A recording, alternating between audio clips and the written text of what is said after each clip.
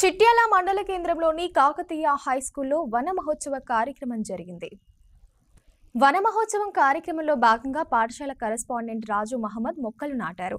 ప్రతి విద్యార్థి ఇంటి దగ్గర ఒక మొక్క నాటి దానిని కాపాడాలన్నారు. ఈ కార్యక్రమంలో ఉపాధ్యాయులు, విద్యార్థులు పాల్గొన్నారు.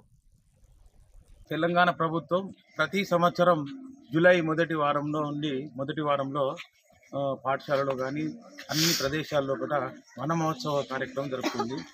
అందులో భాగంగా ఈరోజు మన కాకతీయ హై స్కూల్ చిట్యాల మండల కేంద్రంలో ఈ వన మహోత్సవ కార్యక్రమం చేయడం జరిగింది.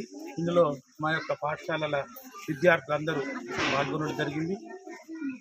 ఆ మొక్కలు నాటడం వలన వాటి యొక్క ప్రాముఖ్యతను తెలపడం కోసానికి భవిష్యత్తులో చెట్లు నాటడం వలన మనకేమి లాభం, చెట్ల వలన మనకు ఆక్సిజన్ వస్తుంది, కార్బన్ డైఆక్సైడ్ తీసుకున్న ఆక్సిజన్ వలన మానవుని యొక్క జీవిత కాలం పెరుగుతుంది.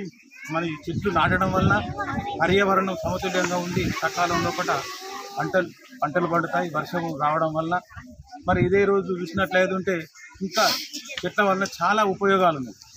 చెట్లు పెద్ద కావడం వలన వాటితోని మనకు సకాలంలో వర్షాలు వచ్చి మనకు నీటి సమస్య కూడా తీరుతుంది. అదేవిధంగా రైతులకు కూడా వర్షము ఏ విధంగా నీటి వలన పంటలు పండుతాయి.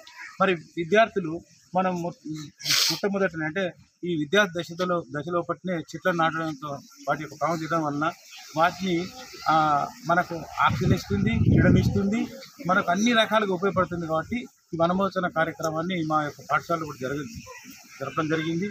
ఈ సందర్భంగా పిల్లలందరూ కూడా మీ ఇంటి దగ్గరికి వెళ్ళిన తర్వాత మీ ఇంటి దగ్గర ప్రతి ఒక్కరు కూడా ఇంటి దగ్గర మొక్కలు నాటి మీరు మీ ఇంటి ముందట చల్లగా ఉంటుంది, మీకు ఆక్సిజన్ వస్తుంది, మనిషి యొక్క జీవిత కాలం పెరుగుతుంది.